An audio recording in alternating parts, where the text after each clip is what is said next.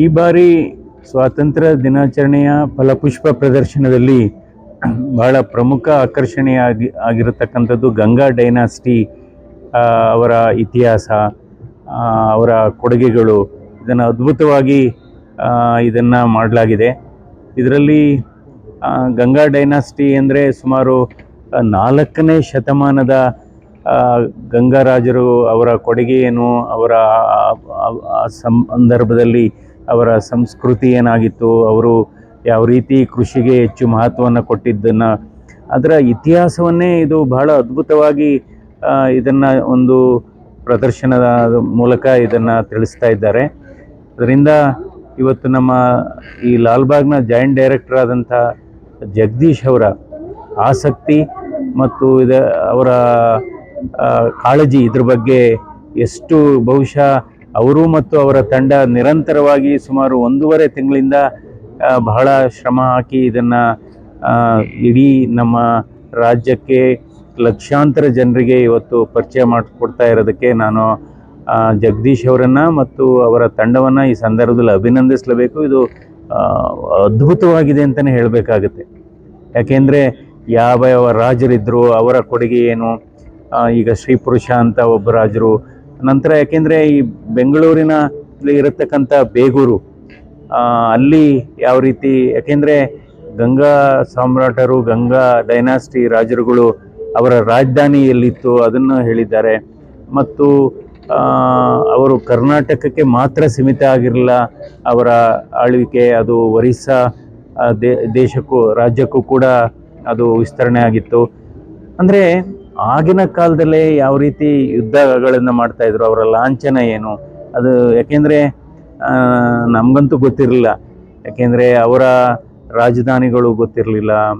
ಅಂದರೆ ಇದು ಇತಿಹಾಸ ಓದೋರಿಗೆ ಅಥವಾ ಇತಿಹಾಸದಲ್ಲಿ ಆಸಕ್ತಿ ಉಳ್ಳವರಿಗೆ ಇದೊಂದು ಅದ್ಭುತವಾದಂಥ ಒಂದು ಪ್ರದರ್ಶನ, ವಸ್ತು ಪ್ರದರ್ಶನ ಅಥವಾ ಹೂವಿನ ಮೂಲಕನೇ ಎಲ್ಲನೂ ಮಾಡಿದ್ದಾರೆ, ಅದ್ಭುತವಾಗಿದೆ. ಅದೇ ರೀತಿ ಹಲವಾರು ಹೂಗಳು ವಿದೇಶದಿಂದ ನಾವು ರಫ್ತು ಮಾಡಿಕೊಂಡು ಇರತಕ್ಕಂಥ ಹೂಗಳನ್ನು ಕೂಡ ಇಲ್ಲಿ ಉಪಯೋಗಿಸಿದ್ದಾರೆ. ಇದು ಸೌತ್ ಅಮೇರಿಕಾದಿಂದ ಇದೆ, ಇಂಡೋನೇಷ್ಯಾದಿಂದ ಇದೆ, ಮತ್ತು ಬೇರೆ ಬೇರೆ ಆಸ್ಟ್ರೇಲಿಯಾ, ನ್ಯೂಜಿಲ್ಯಾಂಡ್ ದೇಶಗಳ ಹೂಗಳನ್ನು. ಸೊ ಇದು ವರ್ಚುವಲಿ ಇದು ಸಸ್ಯ ವಿಜ್ಞಾನಕ್ಕೆ ಅಂದರೆ ಬಾಟನಿ ಅಲ್ಲಿ ಆಸಕ್ತಿ ಇರತಕ್ಕಂಥ ವಿದ್ಯಾರ್ಥಿಗಳಿಗೆ ಮತ್ತು ಪ್ರಾಧ್ಯಾಪಕರುಗಳಿಗೂ ಕೂಡ ಇದು ಅದ್ಭುತವಾದಂಥ ಒಂದು ನಮ್ಮ ಹೂವಿನ ಪ್ರದರ್ಶನ, ವಸ್ತು ಪ್ರದರ್ಶನ ಅನ್ನೋದಕ್ಕಿಂತ ಹೂವಿನ ಪ್ರದರ್ಶನ. ಈ ಹೂಗಳ ಮೂಲಕ ಗಂಗಾ ಸಾಮ್ರಾಟರ ಇತಿಹಾಸ ಕೂಡ ಇದು ಪರಿಚಯ ಮಾಡ್ತಕ್ಕಂಥ ಈ ಕಾರ್ಯಕ್ರಮ ನಿಜವಾಗ್ಲೂ ಅದ್ಭುತವಾದದ್ದು. ಇದೊಂದು ವಿಶೇಷವಾದಂಥ ವೈಶಿಷ್ಟ್ಯವಾದಂಥ ಇದೊಂದು ಈ ಬಾರಿ 80ನೇ ನಮ್ಮ ಇಂಡಿಪೆಂಡೆನ್ಸ್ ಡೇ ಸೆಲೆಬ್ರೇಷನ್ಗೆ ಇದು ಮೆರುಗು ತಂದು ಕೊಟ್ಟಿದೆ ಅಂತಲೇ ನನ್ನ ಭಾವನೆ. ಈ ಸಂದರ್ಭದಲ್ಲಿ ಜಂಟಿ ನಿರ್ದೇಶಕರಾದಂಥ ಜಗದೀಶ್ ಅವರು ಬಹುಶಃ ಈ ಪರಿಸರದೊಡನೆ ಪರಿಸರದ ಜೊತೆನೇ ಅವರ ಮೊದಲನೇ ಮನೆಯೇ ಲಾಲ್ಬಾಗ್ ಆಗಿದೆ. ಇವತ್ತು ಅವರ ಮೊದಲನೇ ಮನೆ ಲಾಲ್ಬಾಗ್ ಆಗಿದೆ.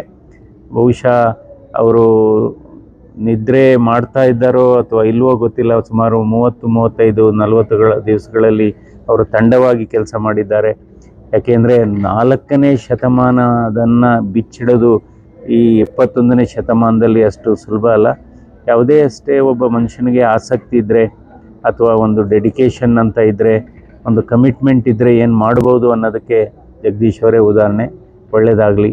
ಯಾಕೆಂದರೆ ಇವತ್ತು ಈ ಗಂಗಾ ಸಾಮ್ರಾಜ್ಯವನ್ನು ಇಡೀ ರಾಜ್ಯಕ್ಕೆ, ಇಡೀ ದೇಶಕ್ಕೆ ಪರಿಚಯ ಮಾಡಿಸ್ಕೊಟ್ಟಂಥ ಒಂದು ಕೆಲಸವನ್ನು ಅವರು ಮಾಡಿದ್ದಾರೆ. ಅವರಿಗೆ ಅಭಿನಂದನೆಗಳು. ಮತ್ತು ಇದರಲ್ಲಿ ಅವರಿಗೆ ಹೆಗಲು ಕೊಟ್ಟು ನಿಂತಂಥ ಎಲ್ಲ, ಯಾಕೆಂದರೆ ಒಬ್ಬರಿಂದನೇ ಇದಾಗೋದಿಲ್ಲ, ಅವರ ತಂಡವನ್ನು ಅಭಿನಂದಿಸ್ತೇನೆ.